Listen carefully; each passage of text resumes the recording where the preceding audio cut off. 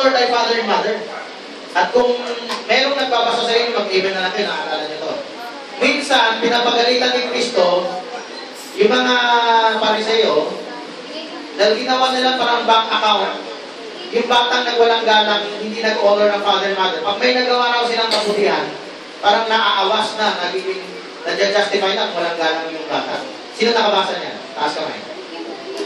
Say amen. Walang nakabasa yung review ng Kristo na yan?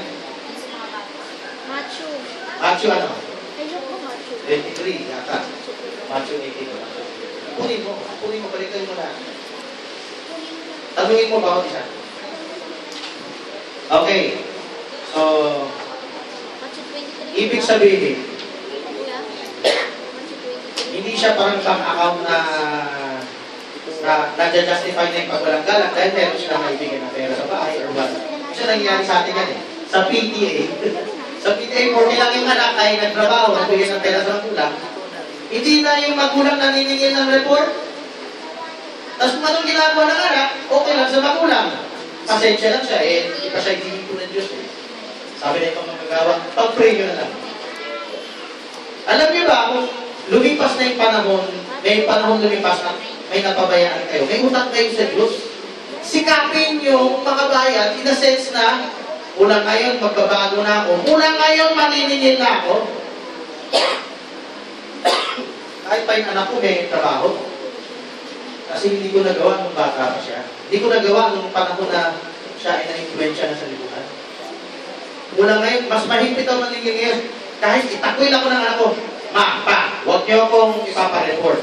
Basta nagbibigay ako pera, tama na, yan ang pagkakalam ko sa inyo. Pero kung pipilitin mo akong mag-report, hindi na magbibigay ng pera sa inyo. Ipapapalit mo ba sa Diyos? Utos ng Diyos yung dahil mayroong natatanggap na kapakinalaman. Kung nagsisisi ka sa harap ng Diyos na nagkamali ka na dati, kasi ka pa nagpapasay ng regular. At least kung alam mong tama, dapat maningil. Habulin mo. Amen. Habulin mo. So, kung magawa mo actually, yun ang utang mo sa Kanya, utang mo sa Diyos, pwede lang ng bata. Masaya siya sa libutang baranan. Pero dahil may utang ka, kaya siya nagkaganyan. Leksyon na yan eh. Okay? Sigit lang yan sa patriarch ko. Ang honor thy father and mother, hindi lang isang paraan ng pag-honor yan. Malawak yan. Ganon din yung pag-keep ng Sabat, malawak yan. Ang pag-keep ng Sabat, hindi lang yung Sabado, hindi ka nagtatrabaho. Yan lang ang alam mong pag-keep ng Sabat. Yan lang ba ang alam mong pag-keep ng Sabat? Eh, yan ay ritual na physical. Na pagdating ni Kristo, hindi na ganun kahigpit. Tinatanggap ni Kristo na pwede ka mag-improvise. Sa panahon ng mga Pariseo, nagtayo sila ng sinagoga, doon sila nagtitipon. Pero panahon ni Moses, doon ka lang sa bahay mo. Pag lumabas mo, patay ka. Panahon ni Kristo, hindi na pinapatay. Pero, kasi nare-recognize niya na mayroong progressive revelation. Pagdating sa time niya mismo, emergency trabaho. Ano yung emergency trabaho? Trabaho yung pagpapastol. Merong namamatay, kailangan iligtas. Maraming palusunan sa balista dyan, sabihin, hindi ano naman yan eh, pagliligtas ng kaluluhan. Ang pinag-usapan na, physical na trabaho yun. Nakapag-emergency physical trabaho.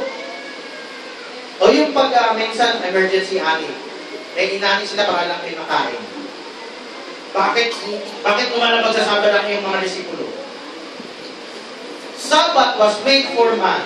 Dapat kapakinabangan ng tao na makaroon siya ng kapahingahan. Kahit sa physical, na maging maaliwala sa kanya, yun ay kapahingahan. So, hindi yung physical templo, physical na bahay, na bawal ng luto, etc. Hindi na yung ritual. Magbigyan ka ng kapahingahan. Eh, hindi naman mali yung sabi nila sa balista, spiritual rest. Pero spiritual rest mo, hindi once a day. Hindi rin ba ako tumag-ipon? Pero hindi ka lang ganyan. Noong panahon na namatay si Kristo ng Sabat, nasa bahay sila. Tinanong ko yung kalibati ko sa SDAC, dahil sa Biblia. Sila pa yung lumabag pag hindi sila pumunta sa church.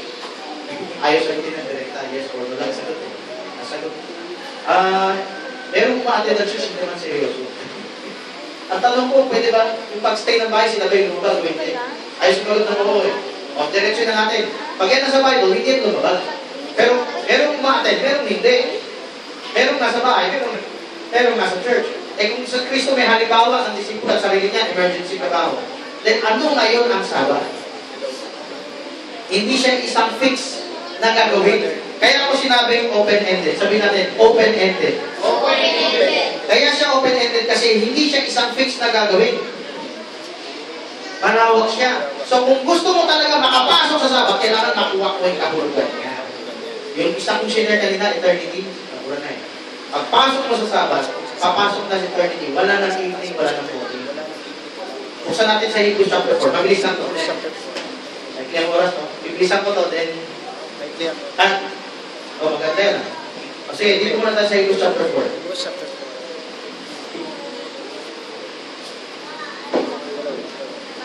Tingnan niyo lang Hebrews chapter 4 to. Ito ko na mabilis.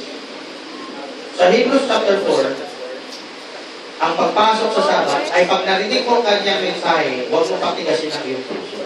Dere ang Spirit. Sagot na tayo. Teka, gusto ko, huwag na misto eh. Gusto ko marinig na yung Carmela. Ang walang ibang Diyos-Diyosa, meron ditong tinatawag na psychological. At meron tayong tinatawag na spiritual. Ang psychological, medyo naaabot ng ibang church yan. Halimbawa, ang ibang Diyos kasi, si Baal, si Dagon, eh sa panahon ngayon, ang ibang Diyos, pwedeng boyfriend mo, barkada mo. Yung graven image, abot ng ibang denominasyon yan. Ang graven image noon ay statwa, sepulto. Pero sa panahon ngayon, maling kotse mo, iPad mo, di ba? Basta hindi ka na, paano spiritualize niya? So, we continue na lang. Sasagutin na yung mga tanong. Okay, Mike. Subscribe ninyo yung tanong ha, sa post nyo sa inyong Facebook. Kasi limitado kayo dito. So, kung meron po kayo mga tanong, ikot po dyan 17 minutes dito. Ikot sa ito ng ikot sting. Abot ko lang po sa kanya. Yan, pag inis din ang bulilit ha, taga-kolekta. Ibigay sa atin yan. Yan si Brother Dave. Ikot siya. Ikot niya. Spiritual task. Ibigay niyo po sa kanila. Okay, sige. Okay. First question. Brother James. Para saan po yung 10 opisan? Pangalawa, ano po ang ibig sabihin ng thou shalt not covet thy neighbor's house? O thou neighbor's is... Oy, salamat sa tanong. Makapapalaman pa rin konti yan. Ang 10 kautusan, may nakatagong hiwaga doon. Katulad ng Genesis. Lahat naman sa Bible, maraming nakatagong hiwaga. Kailangan makuha lang natin. It becomes a new Bible. Para sa mga level 4 na hindi naman ang 10 Commandments ay may nakatagong pahayag paano tayo maging sakdal sa harapan niya. Binanggit ko kanina, ibang Diyos, ibang priority. Priority pala yung spiritually, psychologically, may priority. Subscribe nyo to kasi hindi ko na may susulat. Literally, si Baal Dagon. Physical yan, 10 Commandments. Psychological 10 Commandments, may iba kang priority. May boyfriend ka, may trabaho ka, may kahit asawa mo, pamilya mo. No? Spiritually, sulat nyo. Lahat yan, isa lang yan. Berean or Nicolaita. Lahat yan. Kung paano na-summarize ni Kristo yan, summarize ni Kristo, yung 10 Commandments, masasummarize nyo rin to. Kaya shortcut na magsalita eh. Tanong na lang later.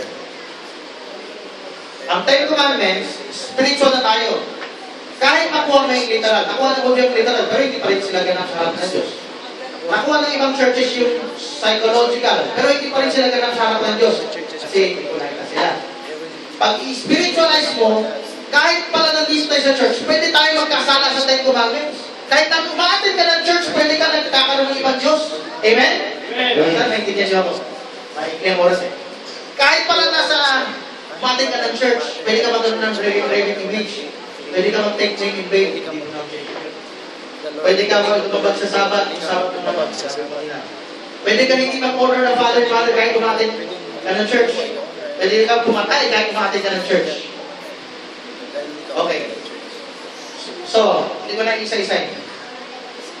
Yung tanong ni James. James, please. Yung tanong ni James, paano application ng hindi ka magko-covet? Ang literal na covet, ano yung covet niya? Babae o bahay? Anong klaseng covet niya? Anong klaseng covet ni James? Ano yung kino-covet niya? Neighbor's wife. Okay. Let's say, kung nagko-covet siya ng neighbor's wife. Ang literal na neighbor's wife, yan yung alam ng sanlibutan. Just because hindi mo nagaganap yan, ganap ka na ba sa harap ng Diyos? So, kailan makon yung manalig na temporanes? Maraming hindi nagko-commit ng adultery, maraming hindi nagko-commit, pero sa harap ng Diyos, hindi pa sila sandal, hindi sila ganap. Kasi Nicolay sila. Ano yung Nicolay ka? Sarado ang isip. Ano yung sarado ang isip? Hindi ka makaumos doon sa dati mong alam. Hindi ka makaumos doon sa dati. Yung dati kulong ka doon sa iyong iglesia, kulong ka doon sa iyong samahan, na kung saan. Memoryado mo lang yung kasi parang isang organisasyon yan ang kumpanya. Wala kang kalayaan maging pereyang magpatunay na lang na bagay. Umaparte sa lahat ng iyong pahayag. So, yung pag-covet, paano hindi sila nagkakasala sa physical. Hindi rin sila nagkakasala sa psychological. Ang psychological covet, alam na siguro natin yan. Yung hindi ka mismo nagkasala, pero sa puso mo, nagnanasa ka. Siguro marami sa atin, galing lang sa school, magkaroon ng influensya ng sanlibutan ng CM, hindi ka pa nagkakasala sa physical. Pero sa puso mo, maraming pinapasok mo na nangyari ka katulad kay Eva, diba? May lahuman so pa lang. Yung covet ay nasa puso pa lang yan. Okay? Ano yung spiritual? Ang spiritual na covet ay may kinalaman sa pag-Nicolay dito. Shortcut lang yan. Ganun din Sister Rachel. Sa Matthew 25 verse 11, sabi, pagkatapos ay nagsirapin naman ang mga ibang dalaga. Ano po? Sino po yung ibang dalaga? Ito po ba ay iba sa 10 na birhen? At saan po sila galing kasi sabi at sila king? Saan galing yung 10 dalaga? Yung ibang dalaga. Magandang tanong. Strike nito. Strike yung tanong. Strike yung sagot. Post nyo. Okay? Para may ministry kayo. Mag-share nyo mamaya. Okay. Ang 5 birhen ay napayuhan ng matalino bumili sa marketplace. Sa topic ko sana. Pero salamat sa tanong. Hindi. Sasabihin ko sana. Kanina nalimutan ko. Salamat sa tanong. Ang marketplace, maaga nang bumili ang wise virgin doon. Sa paliwanag ng end time, medyo mali. Pero bakit? Parang pinapahamak ng wise doon sa dami-dami ng church. Parang pinapahamak ng wise virgin yung foolish eh. Bumili kayo sa marketplace, parang patumating, kami kasama, kami iwan. Ang turo ni Mark Jackson, ayaw ko sa American, pareho rin. Sa iba pa. Mga negosyo. Ayaw ko sa negosyo. Bibili sila sa marketplace ng denomination. Tama naman ang niwala ko dyan. Dahil doon sila makakatanggap ng Holy Spirit, hindi sa message. Ang paliwanag ko, ito. Kahit yung wise bumili sa marketplace. Nauna ang wise makabili at hindi magpapayo ng mali ang wise. Tumama lang, tama yung foolish. Ayaw nila sumunod habang maaga pa. Sabi ko mga magulang habang maaga pa gawin ito. Hindi naman ilusyon yung homeschool eh. Hindi ba ilusyon yung ano eh. Karkada sa Panginoon, etc. So, tumama lang, nagpatumpik-tumpik tayo. Saka na. Procrastinate. Sakit ng Kristiyanin eh. Hindi, sakit ng mga lumang pagkatawin. Kahit Kristiyano, pwede magkaroon lumang pagkatawin. So, pag nagpatumpik-tumpik ka, hindi ka handa, hindi ka kompleto, hindi ka paperera. Hindi ka mo talaga nakapagpatuloy ng mga aral sa iba-ibang denomination. So, iwan ka. Next. Meron pa ulit 10 minutes. 1 hour na naman ito. Ito, sa 10 commandments ba, yan ang kaligtasan natin? O yan ang basihan ng kaligtasan? Pwede mo magamit. Kailangan nga makita mo sa 10 commandments paano siya mag-uugnay sa kaligtasan. Paano mo makita na may kaugnay